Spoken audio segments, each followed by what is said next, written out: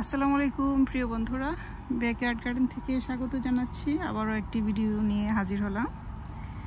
আজকে আমার এই গাছের ঝুমকোগুলো, কানের ঝুমকোগুলো পেকেছে। কি সুন্দর, সুবহানাল্লাহ! এই যে সৌন্দর্য, কি বলবো, খাবোটা কি? আরও পাকিয়েছি কিন্তু পারতে মনে চায় না। এই যে লাঠিমের মতো, আবার কানের ঝুমকার মতো, প্রকৃতি থেকেই মনে হয় মানুষ আমরা শিক্ষা পেয়েছি। এই যে কানের ঝুমকা কিন্তু ঠিক এরকম আছে, খুবই সুন্দর। আলহামদুলিল্লাহ, গাছে ধরছে। একটু একটু করে গাছগুলো মরে যাচ্ছে। মিষ্টি কুমড়োর গাছগুলো, এই যে মিষ্টি কুমড়োটা পেরে ফেলেছি। আর এই যে এখানেও আছে, এরকমও কিন্তু ঝুমকা হয়। এই যে ভিতরে ধরতেছে, যে উপরেও আছে, মাচাতেও কয়েকটা করলা আছে। চালকুমড়োর গাছে প্রচুর পরিমাণে চালকুমড় আসতেছে আর মারা যাচ্ছে, দেখাচ্ছি। এই যে চালকুমড়গুলো মরে যায় আমার, এরকম সেই 2 মাস ধরেই ধরতেছে কিন্তু বাঁচে না। এই যে এখানেও চালকুমড় আছে, এই যে এই পাশে ওই যে চালকুমড়, জানি না এগুলো টিকবে কিনা। প্রচণ্ড হিট, 101 ডিগ্রি 2 ডিগ্রি এরকম হয়ে যায়। করলা আছে, এই যে করলা আছে, করলা পাড়ার মতো আবারও রেডি হয়েছে আলহামদুলিল্লাহ। একটু একটু করে যে পাই আমি, এতে খুবই হ্যাপি। না থাকলে কি হতো, পরিশ্রমটা তো মানে একটু দেখলেই সার্থক হয়ে যায়। অনেক পেতে হবে এমন কোনো কথা নেই। আলহামদুলিল্লাহ, শুকরিয়া আল্লাহর কাছে। এই যে করলা, একটু একটু করে করলা ভাজি করা যায়। মনের কষ্ট আর কি, আমি কাউকে বিলাতে পারছি না, এটা আমার খুবই দুঃখ হয়। পরিশ্রম একদম যারা বেশি বাম্পার ফলন হয় তাদের মতোই করি। জব শেষে বাসায় ফিরে এই ধরনের কাজ করা মুখের কথা না। এই যে আরও করলা আছে, এখান থেকেও যে করলা, মাশাআল্লাহ মাশাআল্লাহ। আবারও একটা করলা ভাজি হবে। এই যে হিটের কারণে এগুলো সঠিক মতো বাড়তে পারতেছে না। যথেষ্ট পরিমাণে ওয়াটারিং করা হয়, খাবার দাবারও দিচ্ছি, সব অর্গানিক আইটেমগুলো দিই, এই আর কি। আর এই যে গার্ডেনে আমার ছোট ছোট কচুর গাছগুলো লাগিয়েছিলাম, এগুলো হচ্ছে মুখী থেকে হয়েছে, তো বড় হয়ে যাচ্ছে, খাওয়ার উপযুক্ততা আসতেছে। এখানে গাছগুলো ছোট্ট বেবি ছিল। আর এই পাশটিতে আমি যে শিম গাছ দিয়েছি, শিম গাছগুলো মাশাআল্লাহ উঠছে। দেখা যাক কি হয়। আমি লেটে যেহেতু লাগিয়েছি, আমার ইচ্ছাই ছিল লেটে লাগাবো, কিন্তু শিমের পাতা এ ধরনের গোল হয়ে যায় কেন? হিটের দরুন হয় কি না জানি না, একদম ছোট্ট একটা মানে এরকম হয়ে যায়, কুলার মতো বাঁকা। এটার কোনো রকমের সমস্যা আছে কিনা জানি না। মাটি তো খুবই উর্বর, এখানে গোবরের মাটি আছে, কম্পোস্ট আছে, দিয়েছি অ্যাপসাম সল্ট, আর যে ফিশ ফার্টিলাইজারগুলো এগুলো ইউজ করেছি, আর গুঁড়া যে বোন মিল এটাও দিয়েছি। এবার প্রথম কিনলাম, আমি কখনো ইউজ করি নাই, খুঁজে খুঁজে এখন নিয়ে আসছি। আর এখানে প্রচুর মিষ্টি কুমড়ের গাছ ছিল, কেটে একদম লকলকা ডগাগুলোকে দিয়ে শুটকি রান্না করেছি শীতল দিয়ে, যেটা এই যে 2 পাশে সিম দিয়েছি আর কি। কিছু করার নেই, শেষ সময় এসে বাগান প্রস্তুত করা তো অনেক বড় একটা বিষয়, চাইলেই হয় না। আর পাশে আছে আমার এনার্জি বুস্ট করার জন্য আমার বেলি ফুল গাছ, মাশাআল্লাহ। বেলি ফুলের সুবাসে আমি একদম পুরোপুরি এনার্জি ব্যাক পাই। গার্ডেনে আসলে তো আমার এমনিতেই এনার্জি চলে আসে। জব শেষে বাসায় ফিরে আবারও আমি কাজ শুরু করে দিই। এই গাছটিতে প্রচুর পরিমাণে কলি আসছে, খুবই সুইট একটা গ্রাম, ভালো লাগে। এইখানে মেয়ে টমেটো, চেরি টমেটো যে গ্র্যাপের মতো, এটা ফেলে দিয়েছিল, এটা থেকে গাছ উঠে আবার ধরতেছে, যত্ন পাচ্ছে না আর কি।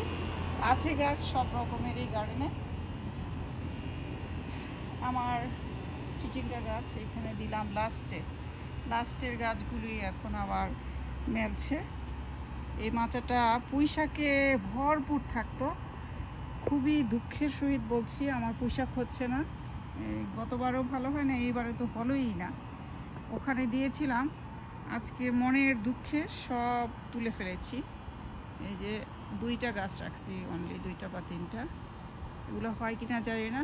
ওই যে মাটিগুলো ডিগ করব বলে টুল আনছি, এত তো সহজ না।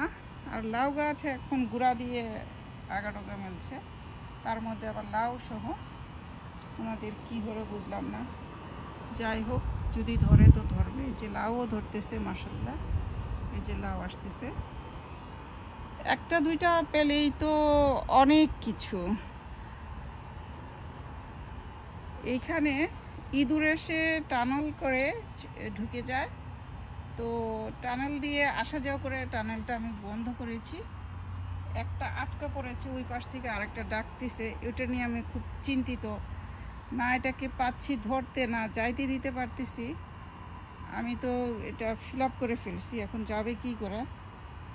তো মন চাইতেছে যে মায়েরা ফেলি, মায়াও লাগে। যাই হোক, সে পথ করে যাবে।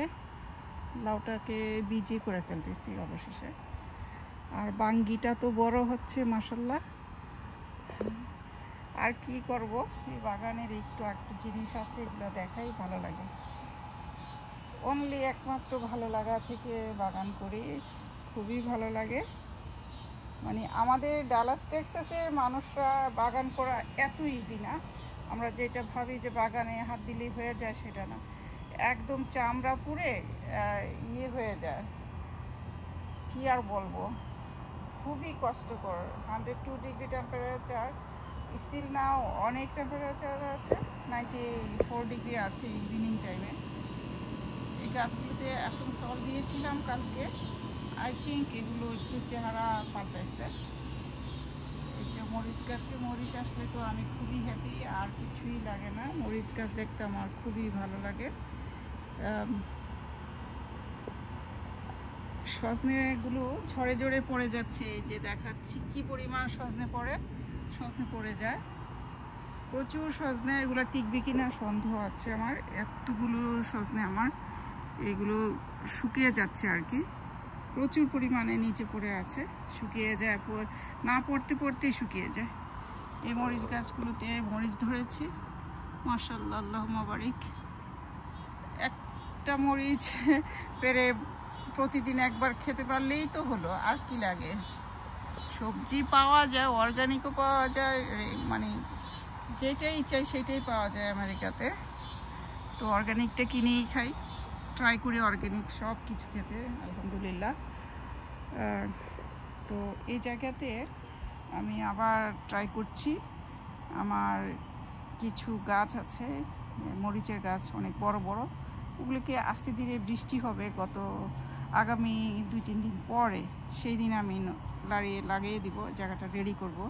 আজকে তো আর হলো না, পানি দেওয়া কমপ্লিট হয়নি। আউটসাইডের গার্ডেনে পানি দিতে হবে। আমার পেয়ারা গাছে ফুল আসছে, বীজ থেকে যে চারা করেছি সেই গাছে আল্লাহুম্মা বারিক। আমি বারে বারে বলি, যদি মুখ না লেগে যায়, আমাকে জানতে হবে পেয়ারাটা কেমন। পেয়ারাতে কলি আসতেছে, আমি খুবই এক্সাইটেড। পেয়ারা গাছ নিয়ে আমার হাজব্যান্ডের সবচেয়ে বেশি, আর এই সজনে গাছ আর কিছু না। তার এখন আবার অ্যাড হয়েছে তার জাম গাছ, এগুলিকে ছেলের মতো ফেলে বড় করে, আর কিছু না, আর কোনো কাজে এসে হাত দিবে না। এগুলিকে 100 বার দেখবে পেয়ারা পাতা নাকি ভালো খাইতে হবে, এগুলি স্বাস্থ্যের জন্য ভালো, সজনে পাতা একটু চিবোয়, এই আর কি তার কাজ।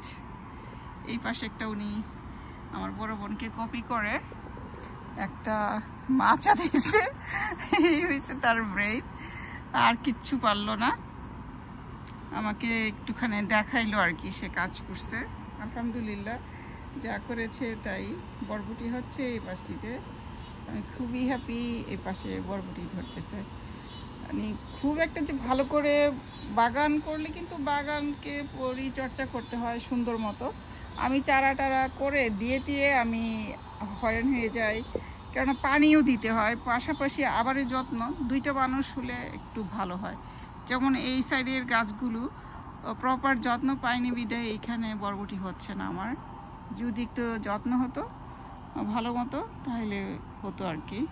সময় মতো বাউনি দিতে হয় সবচেয়ে বড় কথা। এই যে পাখির কিচিরমিচির, এগুলো প্রাইসলেস। আর কি বলবো, বাগানে ঢুকলে পরেই আমি আমার এনার্জি বুস্ট করে।